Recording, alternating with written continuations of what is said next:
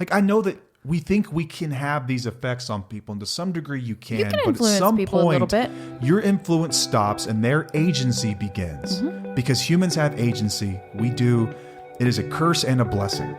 And people with agency can make their own decisions. They can do what they want to do. There's only so much you can do to inspire people, to love people, to support people, to be there for them, to listen to them, to validate their feelings and emotions. And I would be remiss to think that you haven't tried all this shit already. I know you have. You're a listener of our show. You've done this stuff.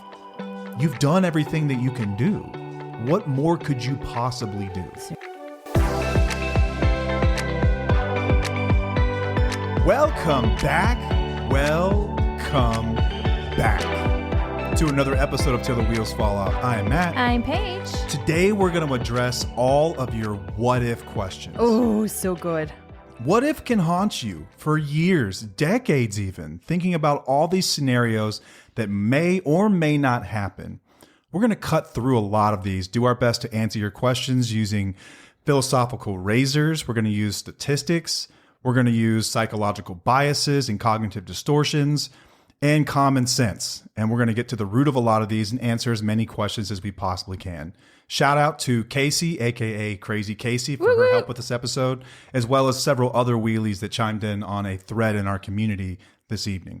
Before we get started, though, hey, if you enjoy the show, please subscribe, please review it. It would help us tremendously. Would very much appreciate it. We're also on YouTube, and we're trying to grow our YouTube. So if you don't know it exists and you don't even watch YouTube, head over there and subscribe anyway. We appreciate it.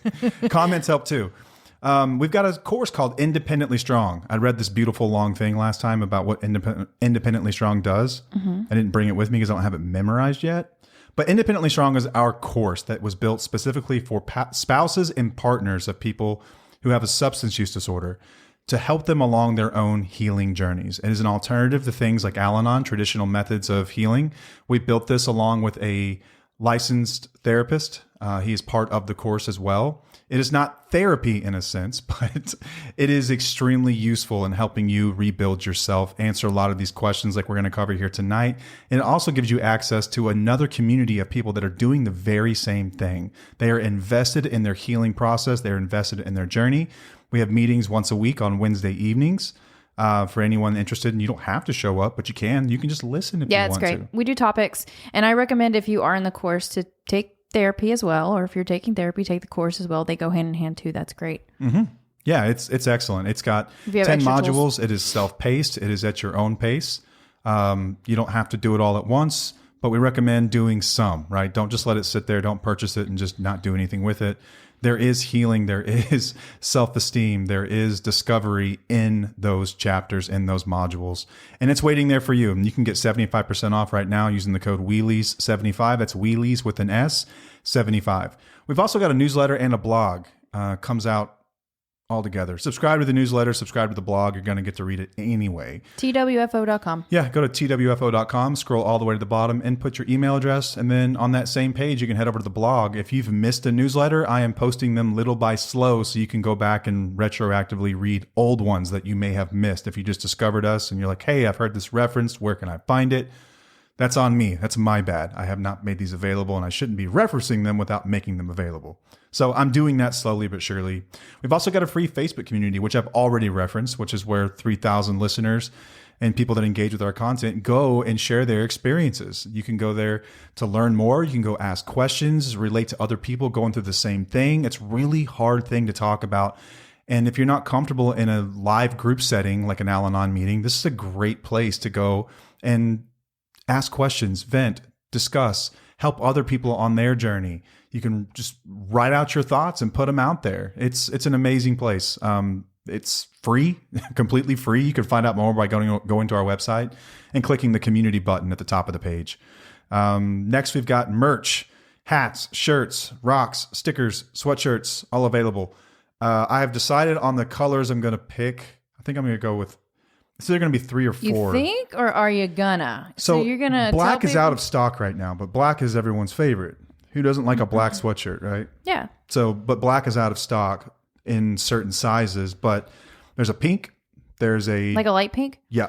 Like a... Matt's in charge of all the merch stuff, by the way, guys. And dark green Ooh, pretty. and like a dark, like a maroon color. Yeah. That I love. Yeah, you these love are that great color. for fall. They're great for winter. I'll mix up the colors probably. I think I'm going to do white and green, so a white font. I think on the pink, I might do a tonal, so it's like a darker pink on top of pink, so it's kind of like discreet, kind Ooh, of I cool. like that. And then on the burgundy one, I'll probably do like a cream-ish like color. Oh, yeah. I bought this Harvard sweatshirt a long that. time ago when we went to Harvard, and I love the way that looks. It's just so classic looking.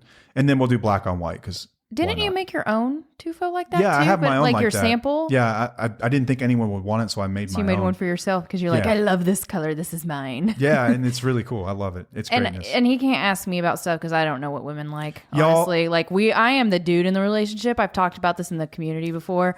Like, you know, he's the Swiftie. I'm not. He watches Hallmark movies. I really don't care. I mean, I subscribe to Hallmark Plus by myself. I did watch a Hallmark movie today. Did you really? It was a summer one. Why'd you watch a summer one? I was watching Reba.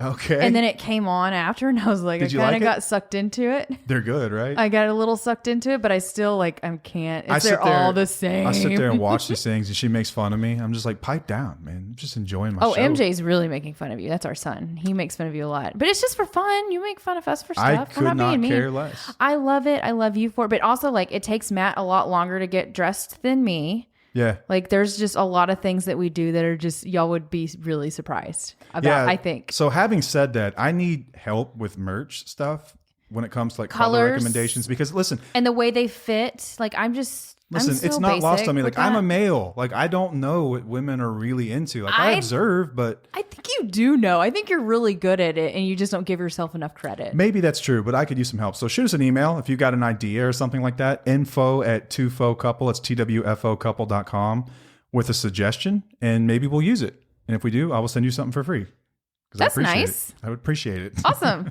Because I am no help. Sorry. Yep. No help. Recovery rocks. Yeah, I got one here. Might as well mention it. This is a token to show your appreciation for someone that has walked through hell and back with you. If you were on a recovery journey, if you were someone who has recently gotten sober and you're really starting to work on things, and you listen to this show, that's amazing. This is a really cool way to show someone in your life that you see them, you hear them, and you're honoring their experience. It's got our logo on the front, and on the back it says, "Thank you for being my rock." And yeah, it's a cool little display. It's kind of nice thing to have around. It's a nice token as you're kind of walking through this season of your life to look back and be like, man, that was rough. You know, it's a reminder, like, let's not forget it. Let's do the work. Let's not forget it, even though it was painful. All right, so let's get into this. Let's get into the what is. What are you doing? You have a boo-boo, and it looks really I weird. always have scratches on my hands. Winnie beans. Probably the dog. Me Okay. and the dog fight every night, They and have she weird scratches little me. scratches. Like they're like a weird color. You've always done this ever since. Like I've recognized it since we've been in high school. How your weird? scratches? Yeah, your scratches are weird. They're different than mine. So they may not be weird. They're just different than mine. Maybe it's because I have leathery skin I don't take care of. No, I just said it's done the same thing since you were 14. Oh, well then I don't know. It's just weird. Maybe I'm weird. Hemoglobin coagulation of my blood or something. I don't know. I don't know. That's interesting though. What ifs? Okay. Let's talk what ifs. All right. So this is a question I think, oh my God, probably the most common question we come across is what if followed by something, right? What if followed by this or that? And these things can drive you absolutely bonkers. I think it really stems from wanting to know the answers to everything, which in reality, we can't have the answers to everything. No, and I think it comes from like the natural human tendency to value things, you know, like guarantees than you do risk. Like a lot of people tend to be risk averse. Yeah. And so if you're asking what if questions, you're right. You're seeking the answers to unknowns. It's like, I want all the variables. I want to account for everything before I make a decision. And it's what we do. But these are also things that can keep you stuck for a very, very, very long time. They can keep you hanging on to a situation that is not serving you in any way. They can drive you absolutely crazy with just the general unknown of it all. And I think that what ifs are probably responsible for driving more people crazy every year than any other question. What if? What if this? What if that? What if he does this? What if I don't? We have a lot to go through. There's a lot of questions. But we're going to keep it pretty really appreciate everyone direct. that you gave us questions. Because Yes. I was going through these and I was like, oh, wow, like there's a lot of these that I didn't even consider. So thank you very, very much for that. Yep. And I guess we can just get started with them, right? Yeah. And thank you to everyone that submitted some of these. These came straight from our community. We're not going to mention any names other than Casey's, obviously. She told us to. What? For people that submitted questions. Oh, yeah, yeah. Yeah. All right, first one. So what if staying means I lose myself completely? Well, that typically happens if you stay in these relationships for too long. You are going to lose yourself completely. The question really becomes, can you afford to sacrifice your identity any longer? Yeah. And that's a big question. It is. Like, it's bound to happen. Like this, we're talking about what ifs. This is, I would say, a guarantee. You stay here long enough, you stay in this long enough, you stay in this situation where you're not living by your values, you will over time erode those and they will be replaced by something else. You will be unrecognizable. Yes. You will. And many people experience this. Like they come to us and it's like, I'm not myself anymore. I'm not this person I used to be. And not in a good way. It's in the worst ways, right? Yeah, and you do a lot of things out of character. And you're like, who am I anymore? I don't remember who I was before. Where do I even begin? How do I find myself again? Like, this is the number one thing that we see within a lot of people. And this is something that I saw within myself, is that I did lose myself completely because I wasn't living by my values. So you do, again, have to ask, can you afford to sacrifice your identity any longer? Yeah, the risk of losing yourself is real in these relationships, guys. Like, this isn't even a what if as much as it is a guarantee. This will happen to some degree. To what degree? I'm not sure. There are many variables there. You know, how strong of a person are you? How strong-willed are you? How stubborn can you be? I mean that in the best way. You know, how domineering can your partner be? How convincing can they be? And changing your mind. You know, how convincing are they, essentially? But this will happen. This will happen. You will lose yourself to the point where you are unrecognizable. And that's a real fear to have. Like, that's gonna happen. That's not right. If nothing changes, nothing changes, then it's just going to get progressively worse for both people, not just the person suffering with addiction or alcoholism. It's also for you. It can get progressively worse if you're not working on yourself. Yeah, I think that's a common thread that anyone that's ever signed up for the course, for instance, has had. Mm-hmm. Is they say, like, I feel like I've completely lost myself. Like, I don't even know who I am anymore. Like, this isn't me.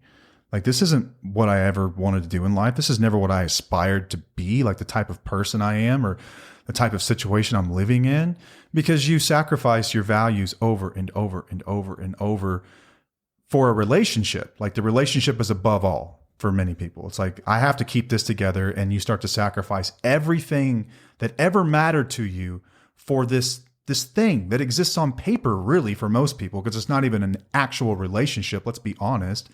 And you're sacrificing everything for this title of saying husband and wife and what that represents and what marriage might represent to you. But what are you really costing yourself? Like you'd said, like, you're going to cost yourself your identity and who you are. Like, I think what's beautiful about our marriage, and I'm going to brag on us here for a second, is that you are still the same girl that I met. Am I? When I was, like 14, 15 years old. You're just you're a mature version of her, obviously, but you're still the same girl. Yeah. Yeah. I brought her back. I'll tell a quick story. So Paige's brother, like, we grew up together, right? You guys know we've been together since we were 14 years old. And her older brother moved away to a different state several years ago, so we don't get to see him as much as we would like. But he was on paternity leave and wanted to support us, so we started listening to our podcast. And he listened to every single one of them in like a few months. Mm-hmm. And at the end of it, what he said that I love to hear was that you're still the same two people I've always known. Yep. And I think that that's true. So I think that, you know, when you're doing a relationship right, like, you're honoring the person that you fell in love with. I fell in love with you because of who you were, not because of who I wanted you to be one day. Right, right. You know, when, like, I was this young, innocent kid, that's who I was. Addiction turned me into something else, but that guy came back. Yeah.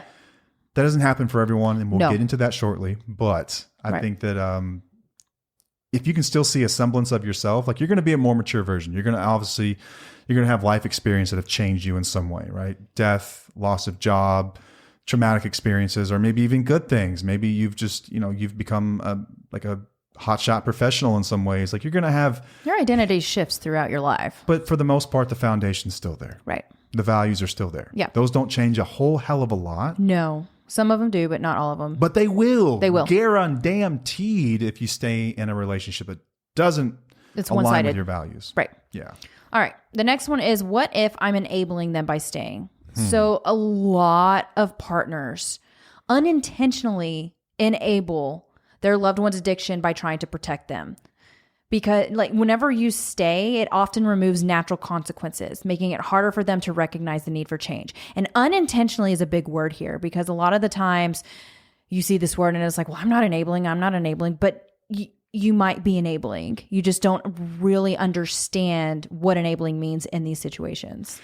Yeah, it shows up in many ways, right? Like I think that you can almost go extreme with it, like where some people will say, if you're allowing them to live in your home, like you're enabling them to some degree.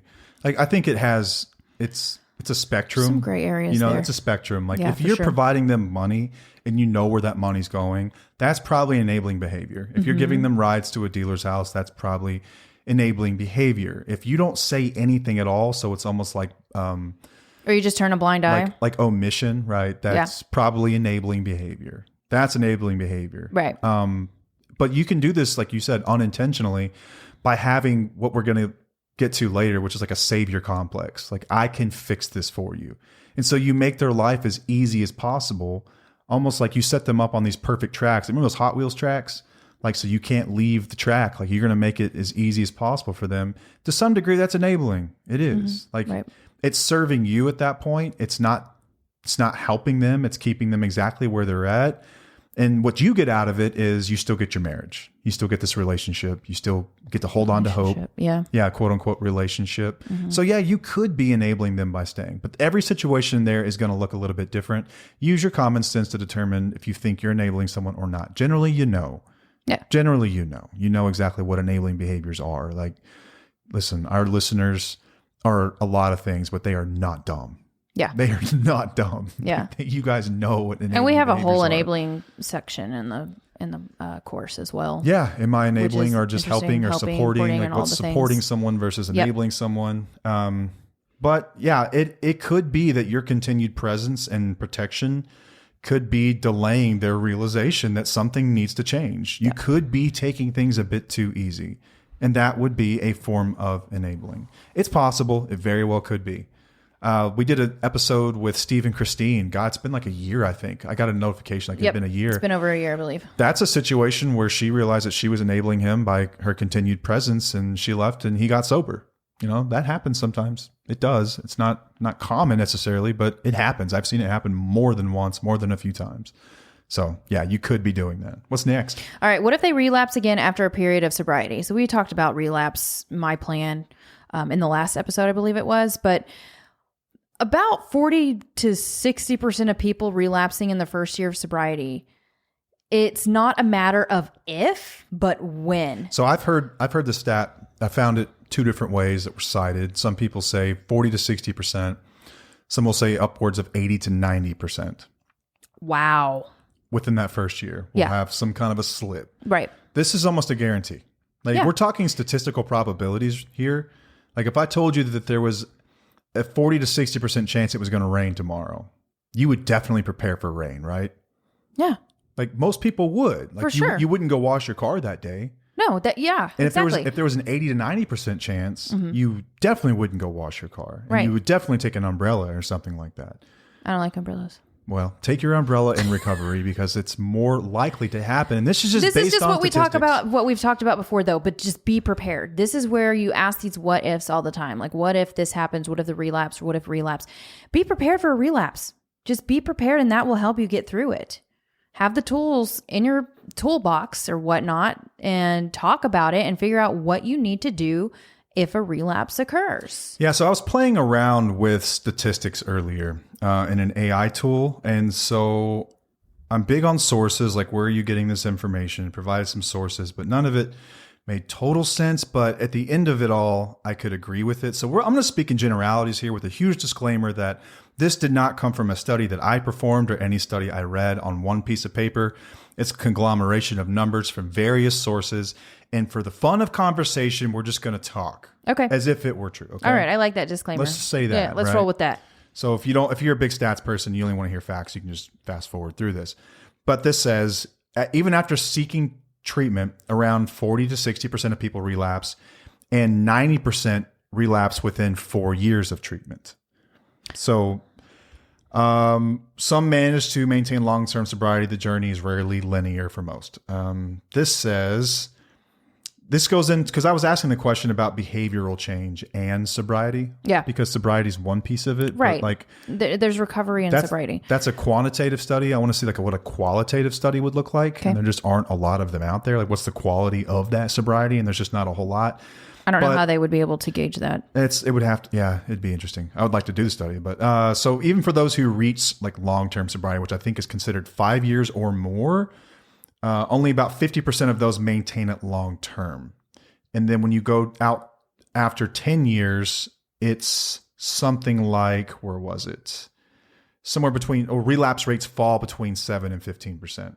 But what this basically says is that 10% or less, more like 5% make it to 10 years or more. Wow. And then of those, I asked it to give me a probability estimate using several factors like relapse rates within 4 years, long-term sobriety success rates, sobriety for 10 plus years, which is less than 7% of people, and then the likelihood of genuine transformation using as much data as it could find on like therapeutic interventions and how many people actually change. And what it spit out was this number, 0.07%. 0.07% is what it spit out. So crazy. For people that will get into recovery, never relapse, change their life completely, and be a different person. That's you? I would fall into that category. Because you didn't relapse after treatment. Right, not after treatment. 0.07%. That's low. So if we're talking about what if they relapse again after a period of sobriety, listen, this is what you want to do, if this is what you want to do, and I'm not trying to say you should or shouldn't, you know what's best for you. And I hope if you're listening to the show, you've gained the confidence to know what's best for you. Many of you decided, you know what? I'm going to stick it out. Like, I can do this. I've got it in me. I'm going to see how this goes. I'm committed. Just know that it's probably going to happen. It's a statistical probability at that point. So it's probably going to happen. And I think you got to have to make peace with that in your own way. Yeah, for sure. Okay, what's the this next is always going to be a part of this life. You always have to. You still have to live with it too. I still have to. Still Exactly. a possibility. I There's have no to live with guarantee. that. There's no guarantee. It could always go back to I've the heard other way. stories more times than I can count of people who have like 20 or 30 years and decide to go, I'm going to give it a shot again, and then they end up back to exactly where they were, tearing their life apart and causing all kinds of. And it happens quick. Yeah, quickly. It's not like another 20 years goes by and you're messing up over and over again. It's just gradual really in the beginning, and then it just takes off like a wildfire. Takes off. Yeah. So, all right. The next one is, what if I set boundaries and they still don't respect them? Well, let's just have expectations that they're going to disrespect your boundaries. Probably. I mean, that's just, this is just a lack of respect of you. This is for you. This is regardless of addiction. This is where we talk about behaviors and whatever. People need to honor and respect your boundaries. That's what makes healthy relationships. Think about that. Like, think about, what if I set boundaries and they don't respect them? You've already done this, and you already have proof that they won't. You've already asked them to do many things they haven't done. A boundary is just a different way of framing that, so that you're not necessarily asking them. You're just going to tell them what you're going to do. Yeah. They're going to disrespect those the same way they disrespected your wishes for not to drink in the home, or don't drink and drive, or don't spend so much money on liquor, or anything else. Like, they're more than likely going to disrespect the boundary. Right. And that's why it's up to you to follow through with whatever it is. Execute the boundary. Yeah. Execute it. Exactly. Execute the boundary. Mm-hmm. Yeah. All right. What if they choose alcohol over me? What? Back on boundaries. Okay. Need to say this. A refusal to respect someone's boundaries is a fundamental lack of respect for you. Yeah, I said End that. of story. You did? Okay. Yeah. I had that in our notes. I didn't hear you read it. I said it in my own words because I said regardless of addiction. This just means that they're not respecting you as a person in general. Yeah. Like anybody who is disrespecting your boundaries, it's disrespectful. Yeah. So. They don't respect. It's fundamental disrespect for you as a person. Yeah. It's just. Yeah. And think about what that means. Like, chew on that for a minute. Right. Can I go on? Yeah. Okay. So what if they choose alcohol over me and my family? Okay. Hang on a second. Okay. I have an issue with the way this question is worded. I know. Okay. Okay. So we know that addiction hijacks your brain. Okay. When you say you're choosing alcohol over me, don't think of it like that. Don't think of it like that. I want you to know that this person is struggling mightily with this thing that wants them to drink more than anything in the entire world. And in that moment, it sure as hell does not feel like a choice. Okay. It's not like we sit there and we go, should I drink or not? Because if I do, she's going to think that I love alcohol more. It's not even in the thought like that. It's more of an impulse. It's a compulsion. It just happens. You don't really think about it so much, but what we talk about here all the time is that recovery is a choice. Okay. So I think that you could say, what if they don't choose recovery? That's a real fear to have. Yeah. It's another way to say it, but I see this a lot. It's like they're choosing alcohol over me and our family. We're not thinking that hard about it. I mean, it's not like it's personal about you. It's not about your worth. It's not, about you as a person. It's about them and their issues. But it still hurts the same, and it still feels the same, and it still feels like they're choosing these things over you because they're not choosing recovery. 100%. Like the feeling is absolutely valid and real. That's the way it feels. Yeah. That is the way it feels. Just don't personalize it. Well, that's kind of difficult when this is your most intimate partner. You make a great point. I know. And I get what you're saying too. And I'm not like arguing. I think it all goes together. I still do feel like they choose that in a way. And I understand that you're saying it's not like that because it's actually pretty simple. They're not. I just mean from lived experience, it certainly did not feel like that. At never point did I weigh. Because you were in denial, because you weren't in reality, because you didn't understand that your actions were causing issues for you, your wife and your family. It's so much easier to make that decision than it is to do anything else. Like it's the easiest decision you'll ever make in your life. So you're choosing. Sort of, but not really. Okay. This is another episode. It's almost like when you get scared, you kind of get startled and jump. Like that's how it feels. It's impulsive. It's impulsive. It's just like you're just going to do it. Like nothing's stopping you. There's no thought. There was no like, should I do this or not? Conscious choice. There's really not a thought like that. Like when it kicks in, you're going to do it. That's the way it rolls. It just rolls like that. Okay, I feel like this could be a deeper conversation. Well, either way, it's not a reflection of your value. Okay, it's not a reflection of your value. No, it's not. Them making this decision doesn't mean that your family and your children and your life doesn't have value. And that's the part that always kills me when I read this question, because I've heard this framed a million ways, is that it's somehow meaning that you don't matter as much. You're not as big as the addiction, or you're Right. not as important as the addiction. Or why can't you be good enough? It's got nothing to do with your value. Okay. No, This no. is their shit, and Yeah. it's something that they'll need to address. Recovery is a choice. All right. So be mad at them for not choosing recovery. Yes. You can do that. Yeah, I think for that's sure. fair. Yeah. But it's when you start to get personal, like, oh, they picked the alcohol over me once again. Listen, they're an alcoholic or an addict. They're going to do what they're going to do until they arrest it and do something about it. That's what's going to continue to happen time and time and time again. And it almost makes it easier to not make it personal, because like, all right, well, it's not personal. Then I can, it's easier for me to walk away from that. Personally. Yeah. It's like, you're not being personal, nor am I. I'm just not going to deal with this anymore. Yeah. This is not how I want to live my life. Yeah. Okay. The next one is, what if I'm the reason they started drinking in the first place? This is where you feel like you're taking responsibility for their actions, and it's just not true. The addiction comes from all different things that we've talked about before. It can be traumas. It could be the way you were raised. It could be just a family thing, genetic, all different things. It's not necessarily, it's not you that's causing that. This is where we get into some of the cognitive distortions at play here. This is self-blame, and this is also confirmation bias. This is a belief that is rooted in a cognitive distortion where you take responsibility for someone else's actions, okay? Statistically, we know that addiction comes from a variety of places. There's a genetic component here. There's an environmental component here. There's a psychological component here. And it's far beyond one person's influence. Yeah. Okay? More than likely, you were someone that asked better. You were someone that challenged them. You were someone that did what any other partner would do in a healthy relationship. And all these other things were at play, and that's the decision that they made. Is at some point, I'm going to treat all this angst that I feel with a substance. And then it got out of their hands and got out of control, and we are where we are now. But you didn't make them start drinking in the first place. But I have heard more times than I can count, I drink because of them. I drink because of her. And then you separate them, and maybe even for a short period of time, things get better. But ultimately what happens is they go back. They find another reason to drink. Yeah, exactly. Fucking magical how that works. Yeah. Oh, it's my job. It's my boss. Something happened in life. My parents did this. My friends did that. You're going to find something. So you can't blame other people for your intake. No, you cannot. No. All right. Next one. What if leaving is the only way to save myself, but I can't bring myself to do it? Well, we're wired to fear change, even when the current situation is painful. And if you stay in the toxic situation out of fear, it's going to keep you stuck in misery. Yeah. Yeah, this is status quo bias.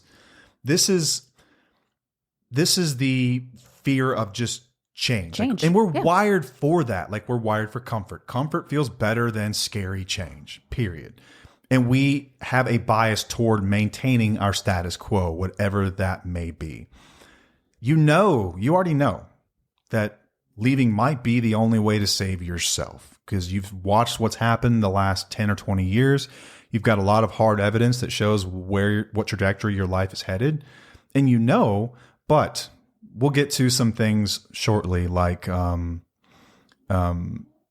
my gosh, the sunk cost fallacy of relationships and things like that may be able to help you here as well. I just didn't want to get into it right away, but status quo bias is at play here. We are wired to fear change. Like, it is just in us, right? Yep. We want to stay comfortable, and I want the path of least resistance to get there, which means I'm just going to stay right where I'm at. I'm not going to take any risks and go into the unknown. That's too much. That's just too much. Next up. What if my children are affected by this for the rest of their lives? So we don't talk too much about children being affected, mainly because our children are still young, so we don't really know how our dynamic is going to play out. However, we do know how other dynamics have played out before from experience, like with your experience. Yeah, like I came from a home with two people that struggled with substance use. Yes. And,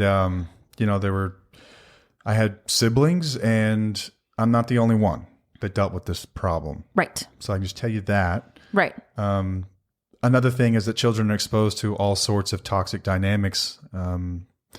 You are likely going to affect children in some way if they're exposed to this for a long period of time. That's just a fact. Yeah. Kids are perceptive. They're going to know. They're going to pick up on these things. They're going to pick up on listen, you can't be there fully present for your kids and their needs whenever this is going on. You just can't. But prioritizing a healthy environment now, you can minimize the impact and break the cycle for them. You absolutely Which is can. what we did. Yeah. This Very hard work. This gets into the discussion of intergenerational trauma. Yes. One of my favorite song lyrics, I've mentioned this probably on more than one podcast now, is Noah Kahn. He says, "I'm still mad at my parents for what their parents did to them." Listen, in order to be a cycle breaker, you have to decide this shit stops today. This shit stops with me. This shit stops right now. I'm done. I'm not doing this anymore, because here's the way it works. And you can look at how this works, like the genetic component of, is it nature, is it nurture? Here's what I know just by simply looking back, is that you can go back generations in my family and addiction was present in some way. It runs downhill. One generation shows another, that shows another, that shows another. And it's not just the genetic component. It's also these interpersonal dynamics that are at play. It's the abusive type behaviors. It's the immaturity. It's the lack of responsibility and lack of respect for boundaries. All this stuff is at play, and all these things are more likely to trigger that thing that's already inside you. Like, if it's inside you, doesn't necessarily mean it's going to get triggered. Like we say like Dr. Taylor says in the course, he says that nature loads the gun and your environment pulls the trigger. So we have control over pulling the trigger. We have control over environment. That's what our course is based off of. It's based off of social learning theory and how the environment very much plays into your mental health and the way that you will be and the way that your capacity to heal and become resilient and deal with things. And your environment has a great deal to do with that. Children are going to be affected. Yeah. And it's our job as parents to make sure that our kids' well-being is more important than trying to fix this toxic relationship that we're dealing with. Yeah. And that's hard to accept, but if we're putting the relationship before our children's well-being, then they're definitely going to be affected. I also want parents to know, like, if you've got kids that are a little bit older, like, kids are pretty resilient to a degree. They are. But they're also very perceptive, like I mentioned before. And I know that there were things that happened when I was young that I did not really understand. I came to understand those things later on because those things were still happening. Mm-hmm. If you're young and you're experiencing something like this, maybe it sticks, maybe it doesn't, but you've got a better chance of it not sticking and not being some kind of a core memory if it's not repeatedly happening and still happening years down the road. You know, that just, if it's consistently happening, it's going to have an effect. I think that if you remove the consistent piece of that, it's less likely to have an effect. Right. Not saying it won't. Right. I would venture to say less likely. Okay. I'll go on a limb with that. Yeah. All right. Next one is, what if they're only pretending to change to keep me around? Well, they're doing what they do best, which is manipulating you. Because they fear of losing you. Genuine change requires consistent effort over time, not just temporary adjustments. Boom. And there's so many times that they're going to pretend to change to keep you around. I've seen this so many times. I've seen where you're trying to pull away and they're still sucking you back in. And this is why I've always been really big on the no contact rule, because a lot of us are easily manipulated and easily reeled in. So it's best if you can go no contact at some point with that. If they're doing this, if they're still doing this over and over again, because they're going to keep doing it until they actually change, which you'll know. Let's use a razor here.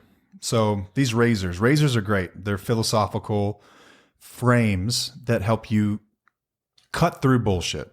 Okay. I think that the actual term is like they're supposed to slice through the truth or cut through bullshit. You did a newsletter on this, right? I actually did. It might even be up on the site now. The blog. Occam's razor states that the simplest solution is often the correct solution. So let's say that you come home after a day out and there's a baseball laying in the middle of your floor and there's broken glass next to the window.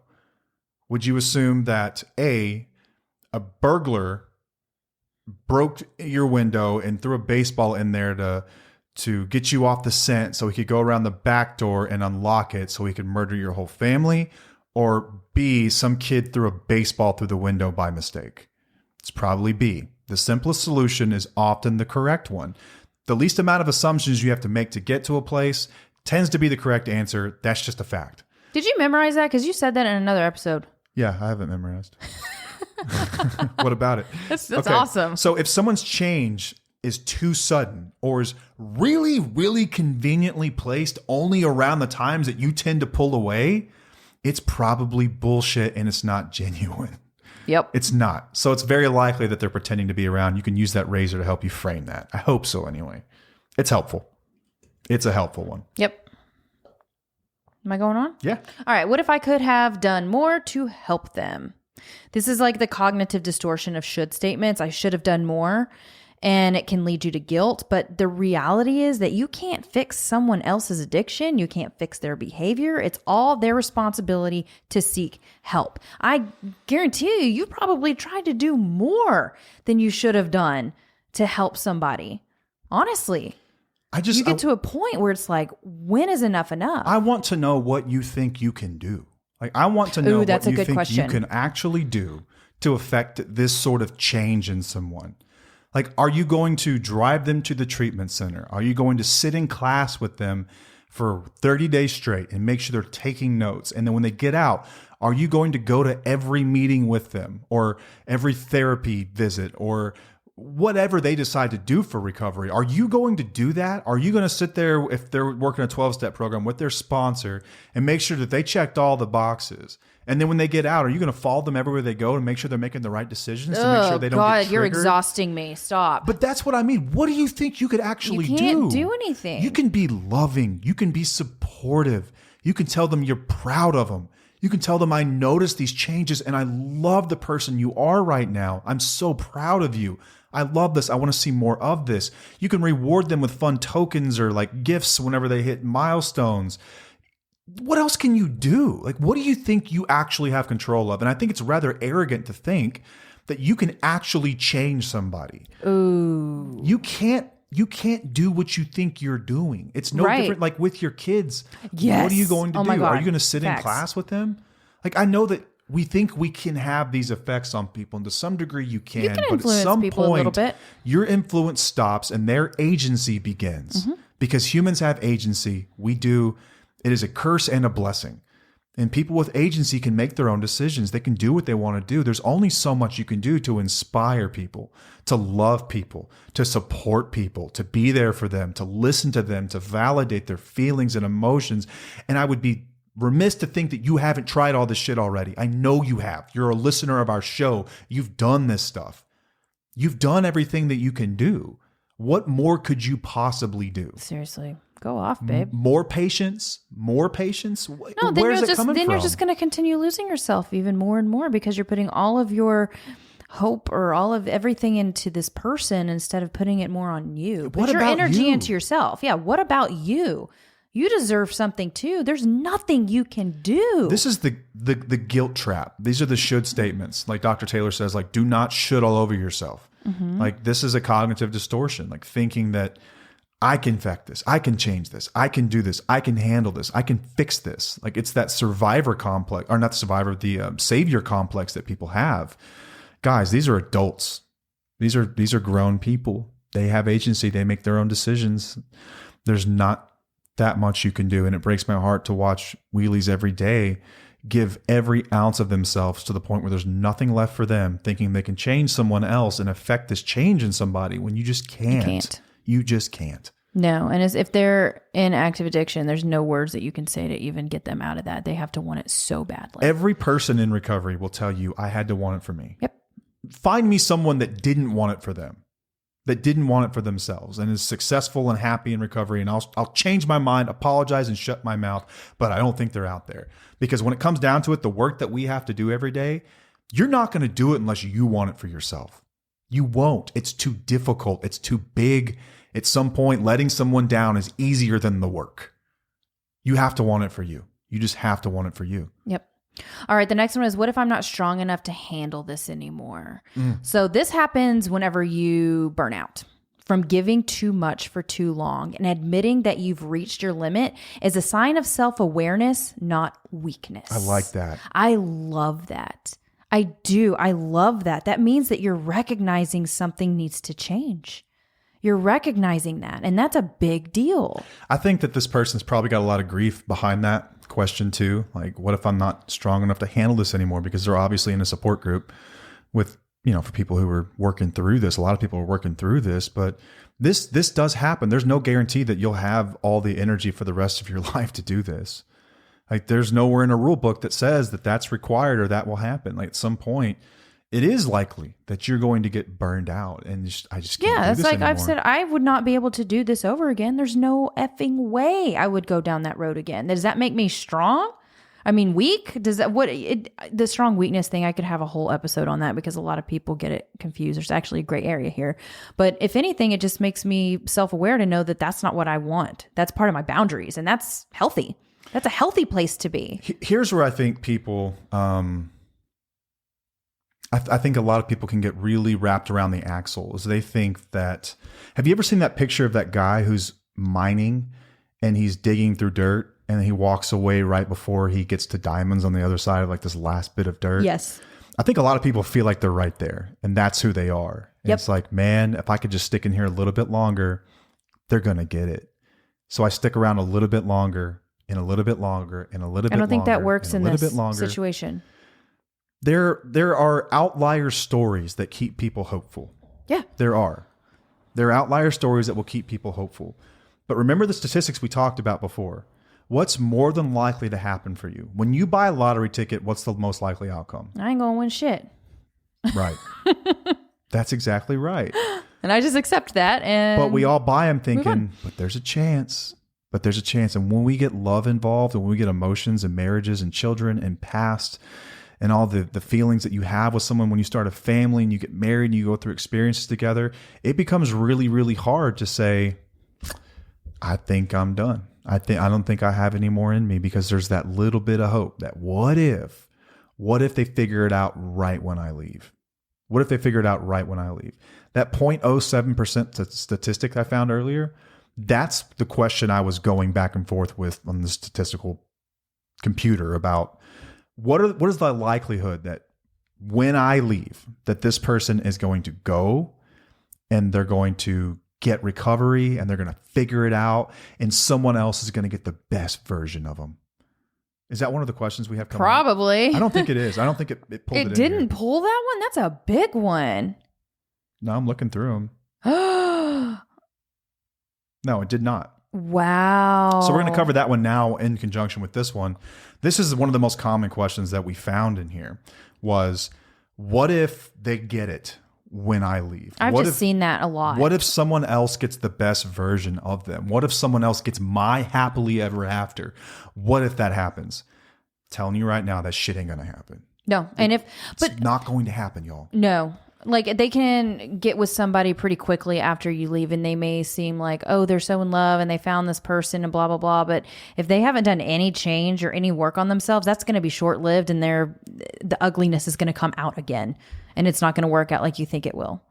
No, there's a sunk cost fallacy at play here. So whenever you persisting in a relationship due to the time and effort already invested, even when it's no longer beneficial, is what's called the sunk cost fallacy.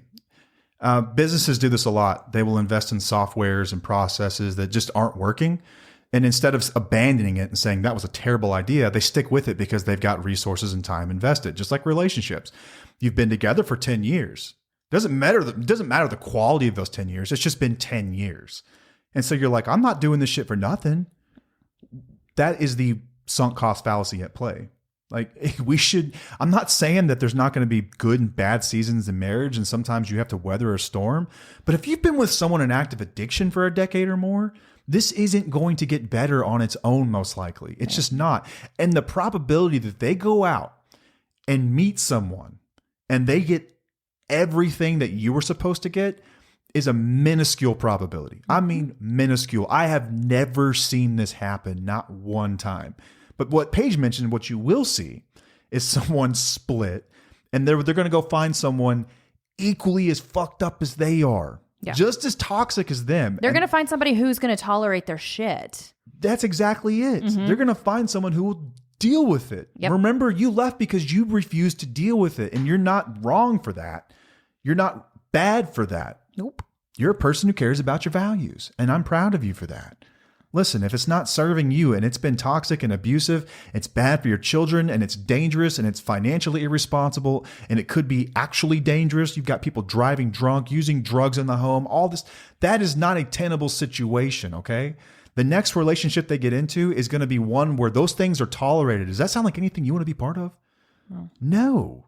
Absolutely not. But they're not going to let you know that, okay? Because what they're going to do is post on Facebook about how happy they are. Mm-hmm. And they're going to be at some like trashy concert with beers in their hands. You're going to feel so left out, like, oh, she's getting him and they're so happy. No, they're having the crazy fights. They're throwing stuff. You know, that TV show Cops, like that's their life. That's more than likely their life, okay? They're going to find someone who's going to tolerate their shit. That's what they're going to do. Yep. They're not going to get your happily ever after. That's just not going to happen. No. Probability statistics say that is so unlikely. It's not even worth entertaining. It's just not going to happen. There's another, where is it? I'm looking for my razor. Hang on a second. It is, keep talking. I'll find it. Can I go to the next one? All right. What if they hit rock bottom after I leave and don't make it? So this one's really difficult. And I've seen this happen a couple of times. It's common to feel responsible for someone else's recovery, but this is a form of overestimation of your role. They are the only ones who can choose to change. You leaving or whatnot, and then they hit a rock bottom and don't make it, that's on them. That's not your responsibility. It's not your responsibility to save them. Yeah, this is like that savior complex again. Like, how much influence do you think you actually have? Right, exactly. It's what you said earlier. Yeah, it's just, and this is a tough one because this does happen. Like, it does, yeah, I've seen it. Listen, like outside stressors can very much affect the way that someone uses. So then you have to weigh the pros and cons, right? Is my life worth more than their life? Are they equal? Am I willing to sacrifice mine so that they can keep doing what they're doing? That's a personal decision that you'll have to make. It's different for everyone. But don't think that just because you left, that's what made them hit their rock bottom and they didn't make it. That's not why it happened. It was going to happen whether y'all were together or not. Yeah, and it's likely to happen if any other big event in their life happened, any kind of loss or major stressor. Like, addiction's progressive. We know that about addiction. Mm-hmm. And so things get worse over time, typically not better. Mm-hmm. Most people just get worse and worse and worse and worse. And when you leave someone, yeah, things like that can happen because it's not in your control anymore. But if that's the only thing keeping someone alive, like, isn't that being held hostage in some way. Right. Like we covered that in an episode, like being held hostage by addiction and promises of recovery and all those things. I remember the razor I found. Okay. Hitchens razor. What's claimed without evidence can be dismissed without evidence. Focus on actions, not words. Okay. So when talking about someone leaving and then they get the best version of that person. Okay. What evidence do you have? What evidence do you have right now? Forget about your what ifs. Drop them. We're talking evidence, cold hard, reality. in the safe, reality. What evidence do you have that would happen? Ooh, well, that's what you can say about all of this, many of this stuff. None. And that's, a lot of these razors can be solved with, a lot of these can be solved with that very razor, Hanlon's razor. What you have no evidence for, we're not discussing. It's not worth the discussion. Guys, it's about actions, not words. Yeah. It's about actions, not words. We've talked about that here all the time. And also, we'll get into this one as well. There's a really fun one we'll get into called Grice's razor that I like a lot. But that was a very common question that we saw over and over and over was, oh my God, they're going to get my happily ever after. No, they're not. No, they're not. Next. Oh yeah, that's the one where I was going to, we can talk about that one. Okay. What if everyone judges me for staying with them? So ooh, it's a good one. Worrying about judgment is normal. Like that's human nature. We all do that. But remember that others don't live your life or understand the complexities of your relationship, and their opinions are not a measure of your worth or strength. You got anything to add to that one? I'm going through reading these other ones. Okay, I'll go to the next one. Hang on. What? A lot of these didn't make our list when we aggregated these things. Well, that was your job to look at it. Okay, here's a good one. What if he actually means the horrible things he says when he's drunk? I'm going to tell you right now, oftentimes alcohol does not create like hallucinations and thoughts out of nowhere. A lot of times there's something behind that stuff. Something. I'm not saying that literal, they mean every word of it, but there's something behind it. So to that end, a lot of times there's a little more to those sayings and they're not completely false. And that sucks and that hurts and that's hard to recognize. Yeah. What is it? Like drunken breath speak sober words. I think that's the way that they say it. Yes, they say something like that. Like it's usually what they're saying is how they really feel. Is that true though? Yes, no, maybe. Either way, it's disrespectful and it's harming you. Yeah, right? That's fair. Like either way, it's disrespectful. It's not kind. It is not something you want from your partner if they mean it or if they don't. Intentions don't matter. It's still harming you. It's harming you guys. Right? Like that's not, this is where those intentions things, would it be easier for you to accept it if we say that, no, they don't mean what they say. So you can kind of give them a pass so you can deal with it better. But I would like to challenge that and say, no, maybe there is something to what they're saying, or even if there isn't, they're still saying it and it's ugly and it's disrespectful and it's going to harm me. Here's another one that didn't make your list that we need to cover. Oh, no, it is on your list. It's the next one. Is this the next one you're going to read? This one? Yes, that's the one that I wanted you to talk about with the stats on marriage. Okay, let's do that. You know what I'm talking about? Yep. Okay. What if I never find happiness again, whether I stay or go? So your brain might convince you that happiness is rare based on your current emotional state. However, statistics on post-traumatic growth show many find deeper happiness after leaving toxic relationships. Okay, so here's some statistics on marriage and relationships. This was so interesting, and I believe this. Okay, so approximately 50% of individuals remarry within 5 years of divorce. Around 75% will remarry within 10 years. Men are more likely to remarry than women, with about 64% of men and about 52% of women. So still roughly half will remarry within either 5 years, and almost all of them, or 75% of them, within 10 years. Okay, so studies indicate that around 60 to 70% of people report being happier in their second marriage than in their first. This is usually because you've learned what you're not going to do. Right. And that's what Independently Strong does too. It helps you not get into these relationships again. It's like a big, huge red flag course to help you be strong in your next relationship so you don't keep doing it. So, and let's compare the statistic I had earlier. Remember, these are kind of phantom statistics. They're taken from all over the place. They're not like, I can't show you the study because it doesn't exist. This is like conglomerated data. But let's just, for the purposes of the conversation, say that these are roughly accurate numbers. So let's say that finding happiness after divorce and remarriage is approximately 65%, okay?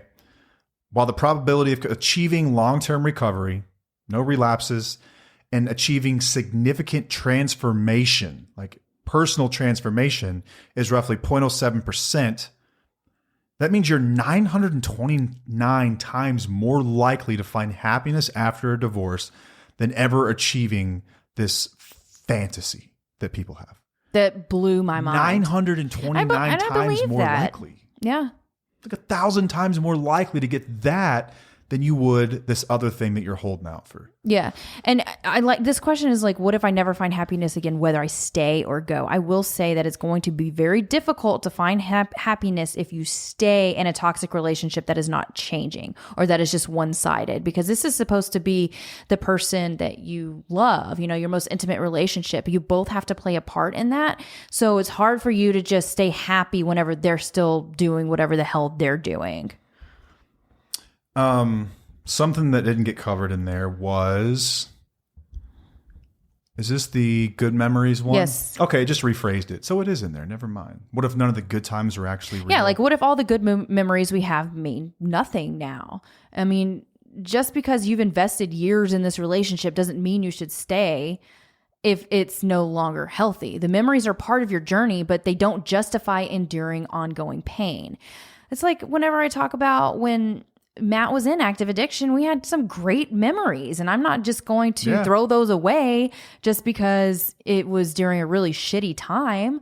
Like, it's not, there's so many gray areas here that the good memories still mean something. Yeah, they're not meaningless, y'all. Right. But it doesn't mean that you keep enduring all of the things that you're enduring and justify it just because you feel like it's going to be a wash and it doesn't mean anything. That's not how memories work. No, you're still going to have plenty of memories that are meaningful in your life. Like, let's talk to one of your divorced friends, okay? They will have good memories with their first marriage. They will have lessons they learned. They'll have stuff they always remember.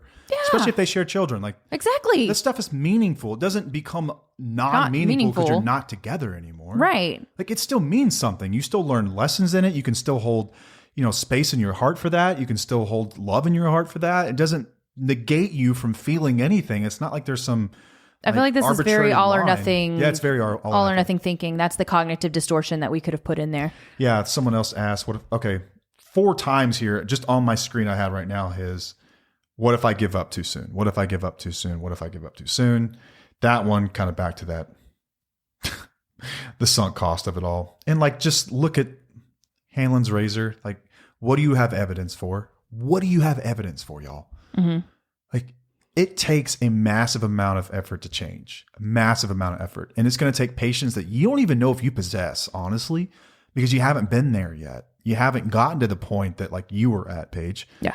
Where like the road isn't over because they just decide to get sober. Like, that is the very beginning. And now you've got a decade or something like where you've got to really start to rebuild this, and they have to keep doing work. Yeah. Keep doing work. A lot. Like, unless they get hit in the head by, a plate that falls out of the sky and they just wake up a different person tomorrow. I don't see this happening. I just don't. Yeah. I don't, man. All right. What if they're only nice to me when they're sober? Is that the real them? This kind of goes along with that other question that we had about when they were using, if they were saying really ugly things. So both sides are real. The behaviors when they're at their worst are real, but also the sober parts are real too, but you deserve consistency. Guys, and kindness and what? Not just occasionally. You don't get to split people in half. No, you don't. Stop doing that. No. Stop saying that was just... Listen, somebody posted in the community about that. Did you see that? Their therapist, a wise therapist, once said, it's probably, I wish it was popped up because it was so good. Where it said, you cannot split these people. Who they are in addiction is who they are. Who they are sober is the same too. Like you can't split them up. You can't just say, oh, they're good when they're sober. It doesn't work that way. They're still the same person when they're during their assholeness too. Guys, take it all, mix it to a bowl, and that's who they are. Yes. That's who they are. And you need consistency. That's what makes a healthy relationship, and somebody who respects your boundaries and respects you is that you're going to have consistency. Yeah, we're not perfect. We're still going to have asshole moments, but these are highs, and lows. And you keep holding on to these sober moments that, yeah, they're real, but they're not like real. They're not real until they actually start to recover and change and become a different person and become consistent. There's so many inconsistencies within these relationships. It makes you feel crazy because you don't know which one's real. They're both real. What reality says they are. They are what you have evidence for. It's not one or the other. It's all them. Every one of those things is them. You can't separate these two people. It's not Jekyll and Hyde. It's not actually like that. No, but it feels that way. I'm sure it does. Yeah. But it is the same person. That's the same dude saying all those things that are horrible and doing all those things that are nice. That just goes to show how unstable they are. Exactly. That's what you ought to be looking at is them. Is that it's not consistent. The totality of them. But I think people get so hung up on this bias where it's like, they want confirmation bias. They want to be able to look at it and confirm the things they want to believe. So they look for information that confirms the belief they want to have. And they completely throw out the stuff that doesn't fit that narrative. Stop doing that. Yeah. It's going to keep you completely wrapped around the axle and confused as hell. They are what they show you they are. And then what they show you is generally this roller coaster. And that's likely to continue. I think the most important lesson I ever learned about addiction in general, and people in general, I think, is that look at the pattern and what does the pattern say? The reason that the very first thing you do inside of our course is the relationship evaluation module is so you can have a timeline and a history of your relationship. You can see it on paper. What I need you to know about that is that that pattern will continue. That pattern will keep on going the same way it has until they decide that I don't want to do this shit anymore, or you decide I don't want to do this shit anymore. That's what's going to happen. The pattern continues. The patterns are consistent, and the patterns stand the test of time. Look at the patterns. What do the patterns say? That's what they are. It's the pattern. So you can sit here and say, well, what if they change? What if they don't? Yeah. Because that's more likely. Right. What's more likely is that they do nothing. Right. And they don't change, right? Especially if they're not interested in any of this stuff. If you're the one listening and they're not interested, they're likely to keep doing the same thing they've always done. Yeah, that's a red flag. Yep. Even if they get to treatment even, it's not a guarantee. No, it's not. Still difficult. Yes, absolutely. Sometimes it's even more difficult. What if I confront them and it only makes things worse? So confrontation obviously can be triggering. A lot of people are fearful because if they speak up, it's just going to cause a whole major reaction that you don't want to deal with. But if you avoid it, that means that you're enabling them. So there's like, okay, well, I'm damned if I do, and I'm damned if I don't in this situation. So you have to prepare for the defensive reaction, but know that whenever you are setting your boundaries, that is an act of self-care, and you hold your ground and you stand your ground and you follow through with your boundaries. And that's what's going to make it worse. I mean, make it better. It's good for you is because you're protecting yourself and your values. That's the whole point of it. If it makes it worse, that's on them. That's not on you just because you confront them. I have a big issue with the whole triggering of others. And it's like, if you have something to say, bring it up and act on it. Most likely they're not going to take responsibility for their actions. Just spoiler that's alert. why it's like prepare for it. Spoiler alert. That's just or kinda listen the way to it our works. episode of how it feels in or how to communicate in active addiction. And then the next one, if they're in recovery, how to communicate in early recovery. Really quick for a second, back to the question. Where did you skip? I was skipping this one because we already answered one like that. Which one are you looking for? The real them question. Something else we do is recency bias. So recency bias is the tendency to weigh recent events more heavily than earlier ones, which will make you cling to a recent moment of kindness or promise and ignoring a history of broken commitments or abusive behavior. So here's how you break through this one. Recognize that you have likely been overly influenced by recent positive behavior. Remind yourself to look at the full picture, not just the last chapter that you read. What does the full picture say, right?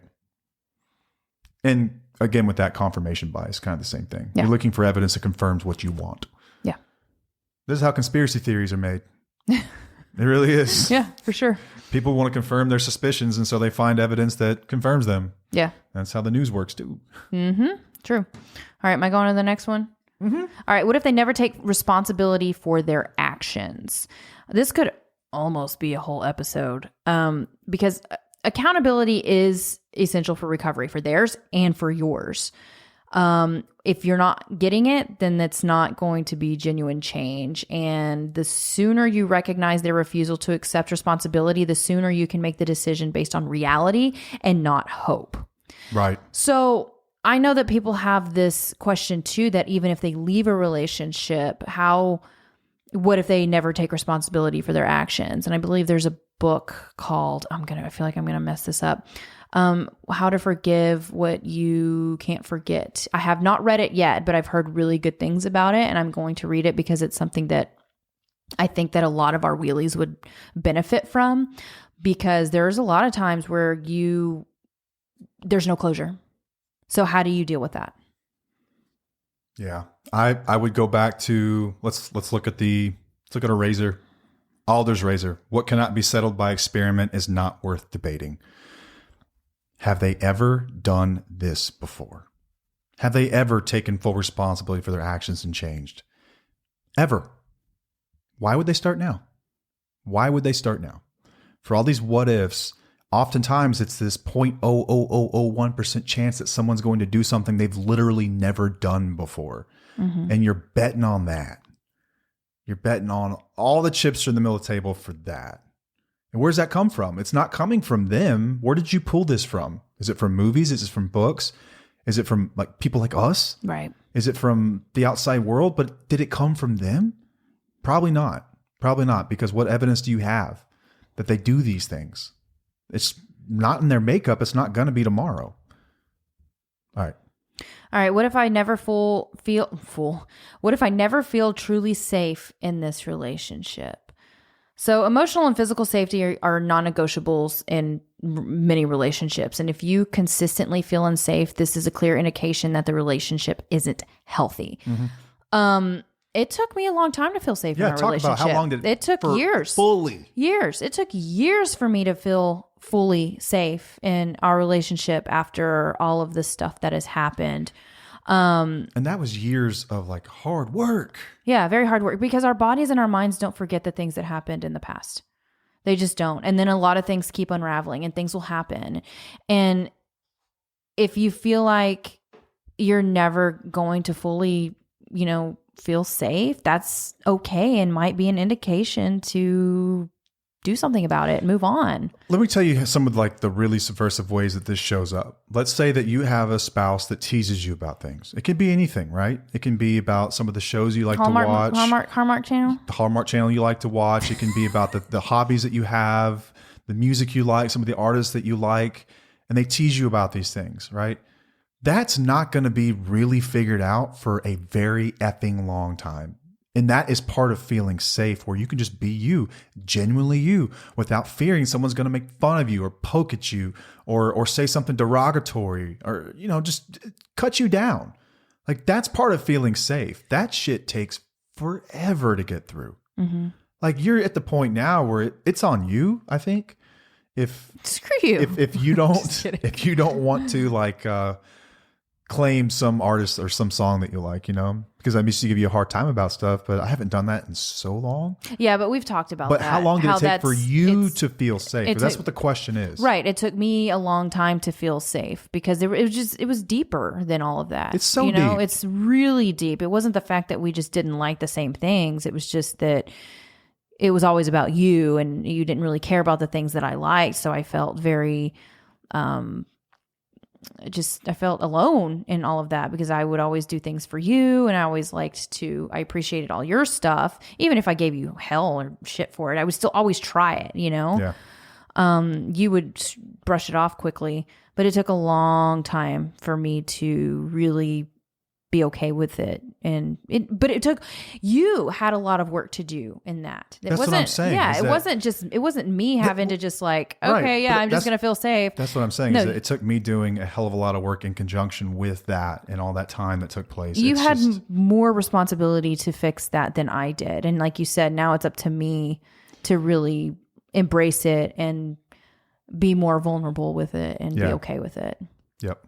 But if you never feel truly feel safe, I cannot get that freaking sentence right, then just pay attention to that. I found the list of questions that got left off your list. Okay. If you want to roll through some of these. Go for it. So I'm going to roll through them without thinking really hard if we've already addressed them because we've gone through several now. All right, let's just go. We're over an hour now. Oh, what? You're the one who came home late.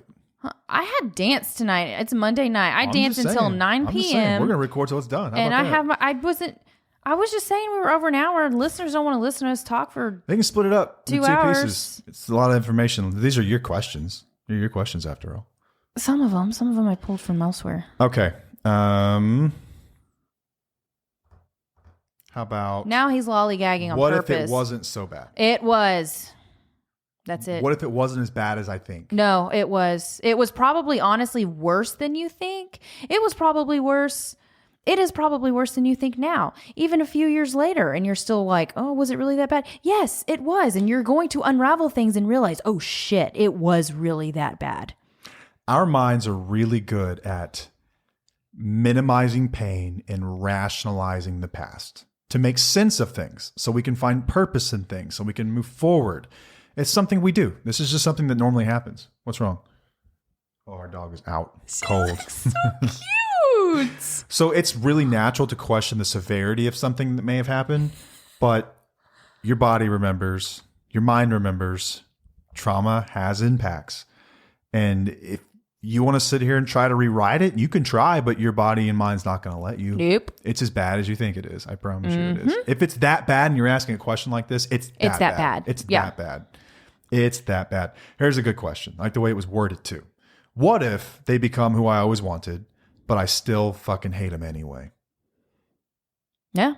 Well, that's definitely a possibility. Here's the thing. Even if this person becomes this perfect version of themselves, the years of betrayal and lies, maybe affairs and all that pain does not disappear.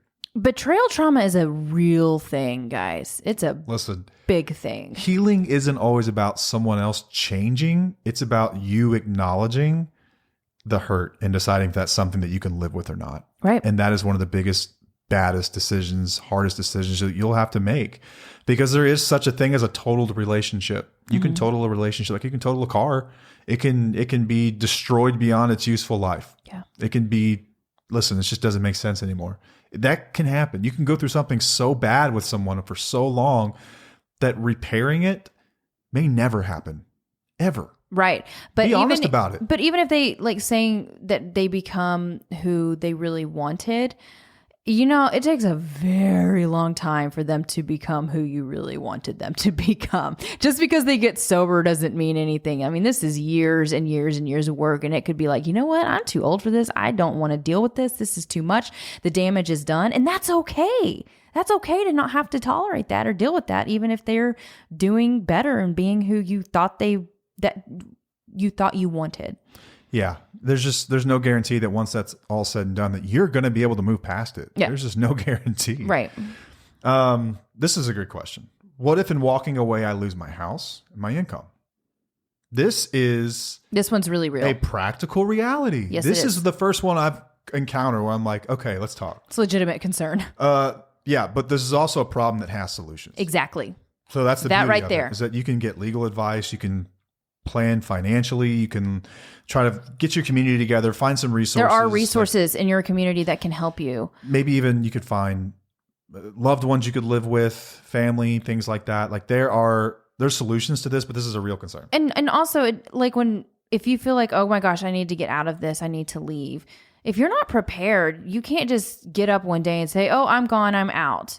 You have to prepare for that and figure out what you need to do to have a plan in place so that you can have an income, you can have a home, you can have a place to live, you can take care of yourself. A future guest is going to have that story. Yes. Yeah, that's going to be a good one. Mm-hmm. Hey, I forgot about this. What if I leave and then they get better? This is something that's another note I made, is this loss versus gain, like this game we play in our head, like this cost benefit thing. So I want you to do this. Think of it a little bit different. Consider what you've already lost versus what you stand to gain in leaving. So even if they do change afterward, sometimes stepping away is what catalyzes growth for both of you. Both of you. Both of you. Yeah. Maybe it's for the best. Yeah. Maybe for just both of you. Right. Maybe you just weren't, meant to be. And that's okay. That's okay. We don't have to force square pegs into round holes. No, sometimes you're just like, you know what? Maybe we're just better off not together. Maybe we'll be better with others or away from each other. Like, that's okay. It's not a bad thing. Here's this one. I'm going to read it now. Okay. What if this is the best it will ever get? Or what if I can never love someone as much as I love this person? This goes down to scarcity mindset. This is the thought that there's only so much of something out there, that there's a finite amount of love or relationships or people in the world that you are compatible with. And this is rooted in the fear that your relationship is your only shot at deep love. And it's just not true. It's not true. Many people find love again, often richer and more authentic, because you know yourself better. Mm-hmm. You know what you will and will not tolerate. Yes. You know what the red flags look like. Yes. So it's not to say that you will love someone differently. Okay. It's differently. We're not going to quantify it by as much or as little. It will be differently. Do you love your kids differently? Yes. Do you love them the same? Yes. It's sort of like that, I think. Yeah. You know, but all said and done, you might be like, what the hell was I thinking 10 years ago? What was I thinking? Like, this is way better, you know? Yeah. Can I do one? Yeah. Do Okay. What if I leave and I end up regretting it? Ooh. So the fear of regret That's a good keeps one. a lot of people stuck. But remember that most people regret the chances they didn't take more than the ones they did. So trust that you're making the best decision with the information you have now. I have not seen many people who have left and regretted it. Honestly, I have not. I haven't either. Like, I I'm mean, thinking unless about they're it. not saying anything, I don't know. But I've really seen people heartbroken. I've seen people sad. I've seen people that still hold on to some guilt. But I've also Yeah. seen people say things like I was in an Al-Anon forum the other day reading some stories, and this person was like, "I was you once. I believed that I would never love again. I was scared to death that he was going to get sober. I thought that all of these what ifs all that these we've been what ifs talking were about. going to come true." And she was like, "I have never been happier. I have never slept better. Yes. I've never laughed more. I have never enjoyed things more than I have in the last year of my life. I'm telling you, this is the best decision I ever made in my life." The word that I see all the time is peace. Yeah. Is that they I'm at feel peace. this sense of peace. There's no chaos. They're sleeping. It's like you feel safe again because your body feels safe in an environment that is healthier for you. Yeah. Yeah. And we answered this one, right? Like, what if none of it was real? Like, what if it was all a facade? It was kind of in that one that talked about, like, what if the things they say when they're drunk were real and what if they weren't?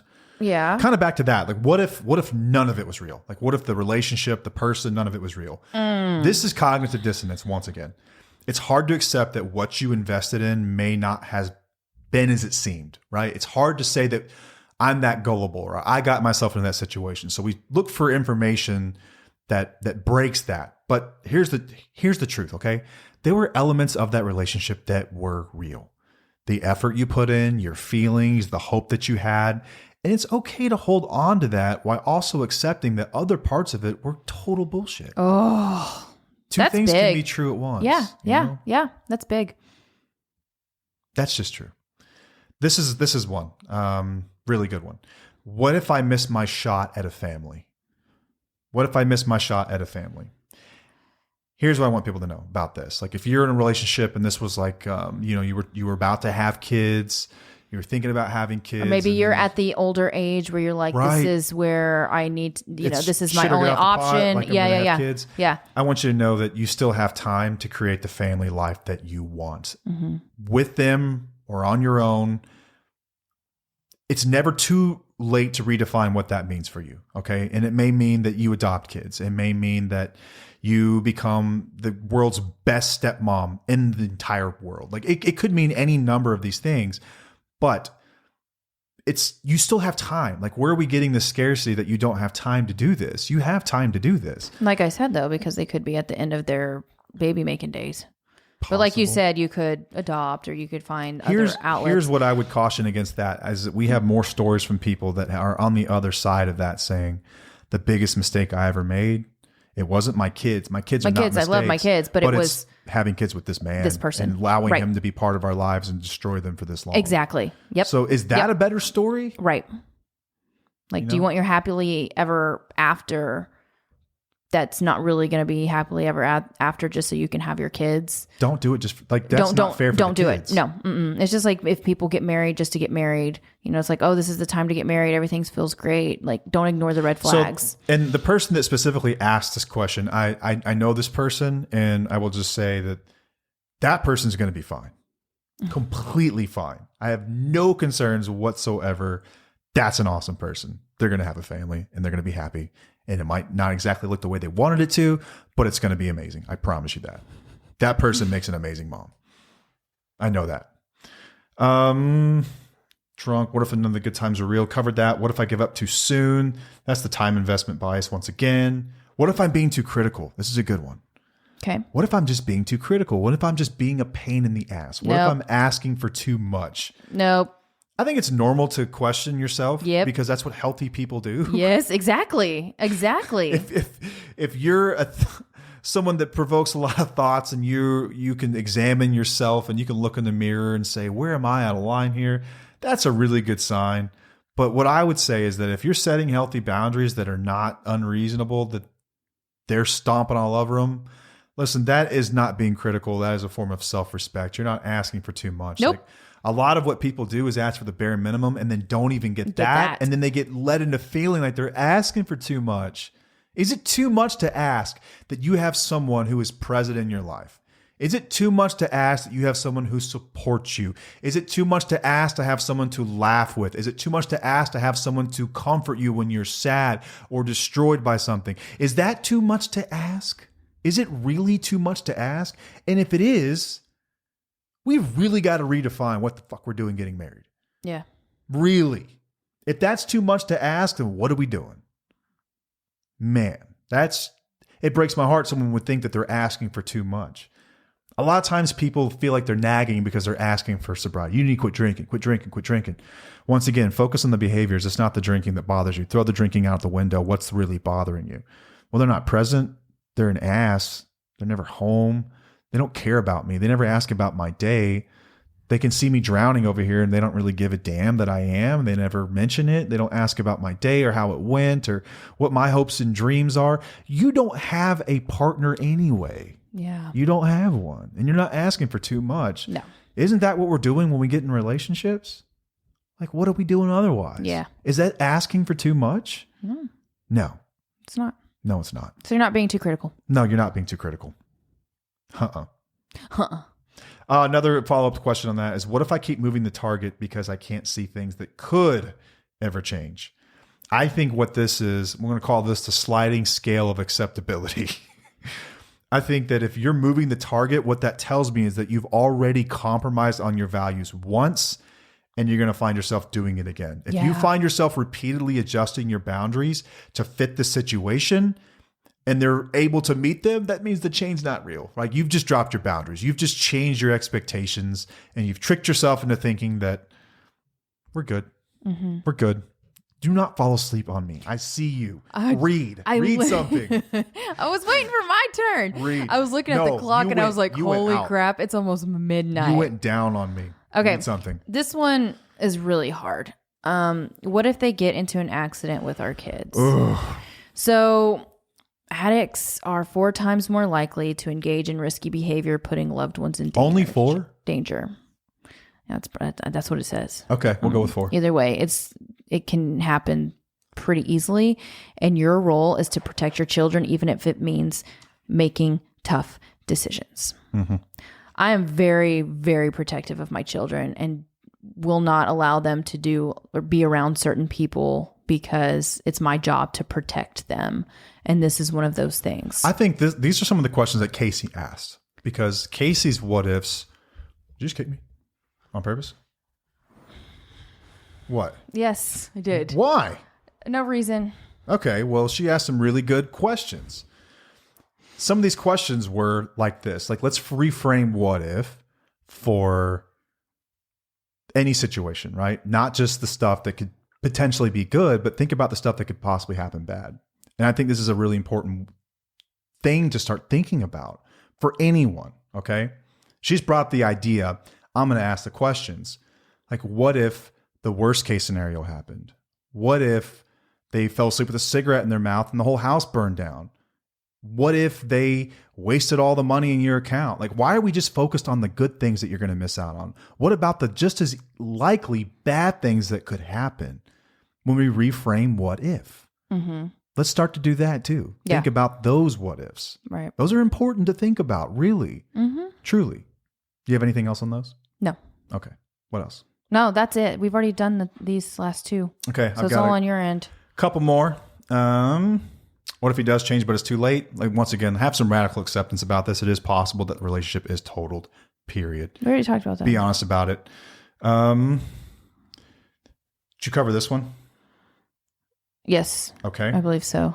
What if he meets someone in recovery? That happens. I answered this question earlier.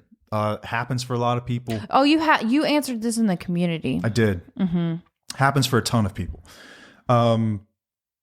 Yeah, especially in treatment. Like, there's a multitude of reasons why people do this. I've never been part of one of these relationships, but I've seen a lot of them unfold. Never good. People go through sort of like a midlife crisis of sorts in recovery. Like, rather than getting a Corvette, they think, oh, I need to rediscover myself, and I was never really happy in that relationship anyway. And so they just go about with someone else. Another thing they do is they will use people. And I mean this, like, they will use people. You are comfortable. You are easy for them. That is just like home for them. And so it's simple for them. And once they get sober and they realize that they're independent, they don't need you anymore. They will dump you and not even think twice about it. I've seen that happen before many times. Yeah.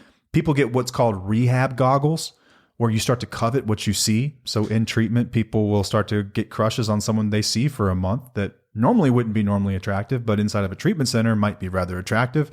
And they make poor decisions because what do you get when you get a bunch of adults coming off drugs and alcohol? You just get a bunch of like teenagers, and hormones are all over the place. And for a lot of other people, they feel accepted by other people in recovery. Like, there's a lot of unspokens, like, you get me and I get you because we've been through the same thing. But it's not really it's not a relationship based on a healthy foundation whatsoever. But I think what it is more than anything, it's wanting the benefits of a relationship without having to take the accountability of what you did in your last one.